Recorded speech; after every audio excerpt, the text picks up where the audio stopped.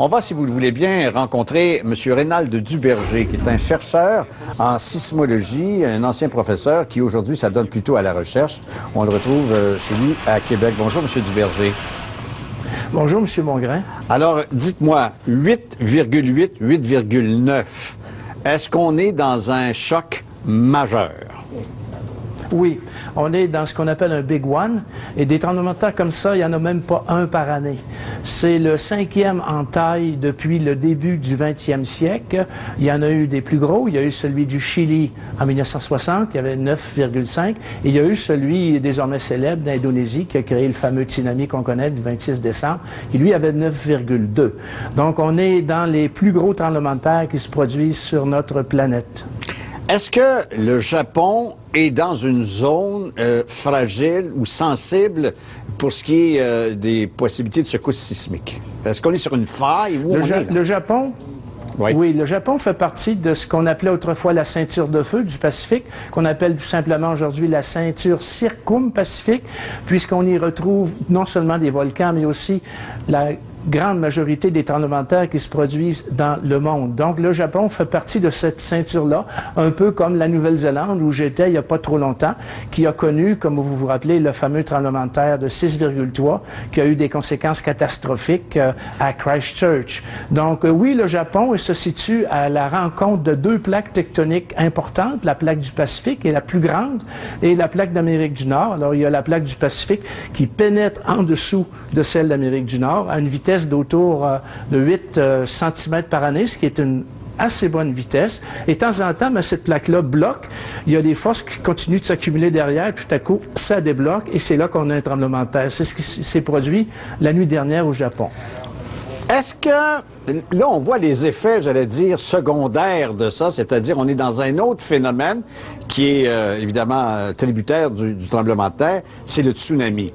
Est-ce qu'il y a une différence donc marquée entre un tremblement de terre qui se passe, je ne sais pas, au plein cœur d'un continent et un qui se passe à 24 km en profondeur dans l'océan?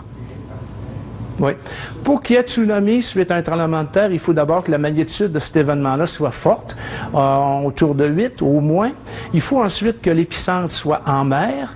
Il faut ensuite que le foyer du tremblement de terre soit peu profond, ce qui est le cas ici, on parle de 20-25 km. Et il faut aussi et surtout que la composante du mouvement, de la faille qui casse, ait une composante verticale importante. Parce qu'un tsunami va se produire quand le plancher de la mer va se fracturer. D'un côté, on aura une montée, de l'autre côté une descente, donc on aura en théorie une vague positive qui va partir d'un côté, puis une vague négative qui va partir de l'autre, un creux si vous voulez. On est en train de faire la démonstration dans le schéma là qu'on a présent. Pendant que vous nous parlez, il y a un schéma qui passe et on voit donc qu'il y a une possibilité d'avoir une radiation par rayon. Oui. D'ailleurs, au Canada, nous avons déjà eu un tremblement de terre qui a causé un tsunami en 1929 sur les côtes de Terre-Neuve, le fameux tremblement de terre des Grands Bancs de Terre-Neuve. C'est le seul tremblement de terre qui a fait des victimes au Canada. Et dans un village, le facteur a réussi à sauver des vies en donnant l'alerte quand il a vu la mer se retirer avant que la grosse vague arrive. Donc, il y a des phénomènes comme ça qui arrivent souvent. Avant le tsunami, on voit la mer se retirer. Oui, j'expliquais ça tantôt parce que, bon, c'est des informations qui me sont parvenues également en préparation d'émission. Il y a un effet de ressac, comme si la vague se nourrissait de l'eau qui est en avant d'elle pour refaire un effet d'amplitude et revenir se briser et même pénétrer les terres. Oui. Les vagues de tsunami, c'est formé de bosses et de creux. Donc, selon l'endroit où on se trouve, la première vague qui peut arriver, ça peut être un creux ou ça peut être une bosse, un des deux. Mais c'est un phénomène plus complexe que ça. Il y a souvent pas seulement une vague, mais plusieurs qui vont arriver à des intervalles différents, parce que la rupture qui cause le tremblement de terre, c'est pas une rupture simple, c'est une rupture qui est suivie d'un rebondissement. Alors, vous avez bang, puis ensuite vous avez un boing-yoing là, qui fait que le fond de la mer rebondit plusieurs fois, donc va engendrer plusieurs vagues dont l'amplitude peut être très, très variable. Intéressant de saisir les faits comme celui-là. Maintenant, quand on parle, je veux dire, de tremblement de terre, de rupture de la plaque tectonique, de forces qui s'installent, Est-ce que la Terre au complet est à risque ou si il faut être à de meilleurs endroits ou à de moins bons endroits? Est-ce qu'on peut se situer géographiquement? C'est une bonne question. Il n'y a pas longtemps, j'étais en voyage en Nouvelle-Zélande et il y a des gens d'Australie qui voyageaient avec moi puis qui m'ont dit qu'ils aimeraient vivre en Nouvelle-Zélande, mais ils ne le font pas à cause des tremblements de terre. J'ai aussi des amis en Californie qui ont peur des tremblements de terre. Ils préféreraient vivre dans des régions comme le centre du Canada, l'Ontario, le Manitoba, Saskatchewan. C'est des régions où il y a très peu de risques sismiques. Ici, au Québec, on est dans une région à risque sérieux, mais loin d'être aussi intense, ce risque-là, que les gens de Colombie-Britannique ou de Californie, par exemple. Il y a déjà eu des tremblements de terre de magnitude 6,5 ici au Québec. Mais à 6,5 au Québec, bien installé sur notre bouclier canadien, il n'y a pas de problème. Il n'y a pas de problème, d'autant plus qu'on a un Code national de bâtiment qui fait que nos maisons résistent au climat et aussi aux tremblements de terre. Moi, je ne crains pas les tremblements de terre dans la région de Québec, mais si je vivais au Japon, en Nouvelle-Zélande, en Californie, je prendrais des précautions que je n'ai pas à prendre ici. Bon, parlons-en de cette fameuse faille de Sant Andreas, là, où la Californie, on attend le Big One, puis on dit qu'elle pourrait être éliminée de la carte géographique qui est complètement glissé sous les mers. On voit des films à scénario apocalyptique. Est-ce que c'est ça que l'on attend? Est-ce que c'est de ça dont on parle?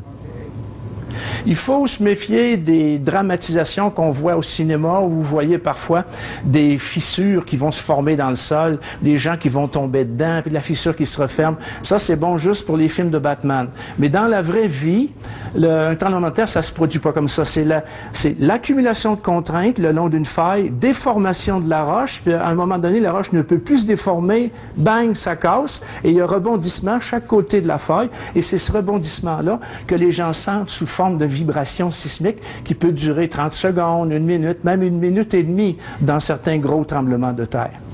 De sorte que si on vit dans une région sensible, en fait, il faut laisser ça j'allais dire, à la nature. On ne peut pas rien faire, on ne peut pas rien prévoir.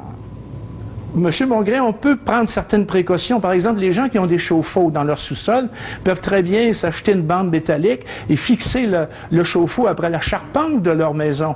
Parce que quand arrive un tremblement de terre, ce sont les objets qui ont les centres de gravité les plus élevés qui vont tomber en premier. On peut faire la même chose avec nos cheminées, les attacher après la charpente de la maison. J'étais à Christchurch il y a quelques semaines avant le tremblement de terre et j'ai vu les effets du tremblement de terre du 4 septembre. J'ai vu au moins une cinquantaine de cheminées tomber. Les gens avaient mis un plastique sur leur toit en attendant de la réparer, mais c'est les premières choses qui vont tomber. C'est les cheminées, les chauffe-eau, les structures hautes. Donc, il y a des précautions très peu coûteuses, très simples, qu'on peut prendre quand on vit dans une région où il y a parfois des tremblements de terre, comme ici. Parce que nous en avons. Oui. Moi, j'ai un sismographe ici qui est branché avec la Commission géologique du Canada à Ottawa et tous les jours, on a des tremblements de terre, pas toujours de la région de Québec, mais la plupart du temps de la région de Charlevoix-Kamouraska. Des petits tremblements de terre de magnitude 1, 2 que les gens ne sentent pas, mais que nos appareils enregistrent. Quand on est au Québec et qu'il y a une secousse de 8,9 au Japon, est-ce que vos appareils l'ont senti? Ah oui, on enregistre. Moi, j'enregistre ici tous les tremblements de terre du monde qui ont une magnitude supérieure à 5. Donc, puis il y en a tous les jours. Fait que vous, là, à 14h46, heure locale au Japon, si vous allez sur votre appareil, vous savez qu'il y a eu tremblement de terre à cet endroit? Oui.